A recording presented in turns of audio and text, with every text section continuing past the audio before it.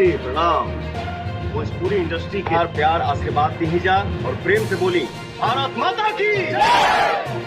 दोस्तों आज पूरे भारतवर्ष में बड़े ही धूमधाम से 26 जनवरी यानी कि गणतंत्र दिवस मनाया जा रहा है। आप सभी को तो पता है कि 26 जनवरी 1950 को हमारे देश में पूर्ण रूप से संविधान लागू हुआ था। ऐसे में आपको बता दें कि हमारे भोजपुरी के पावर स्टार पवन सिंह भी अपने पूरे परिवार और पत्नी के साथ गणतंत्र दिवस मनाए और साथ ही सोशल मीडिया हैंडल से अपने सभी फैंस को गणतंत्र दिवस का बधाई भी दिए, जो कि आप लोग भी तस्वीर और वीडियो में देख पा रहे हैं। आप सभी को बता दें कि भोजपुरी के पावर स्टार पवन सिंह गणतंत्र दिवस के मौके पर अपना एक बहुत ही खूबसूरत सा गाना लेकर आए हैं। पवन सिंह हर साल गणतंत्र दिवस और स्वतंत्रता दिवस पर कोई ना कोई देशभक्ति गाना लेकर आते हैं और उसे फैंस जो है ज्यादा पसंद भी करते हैं।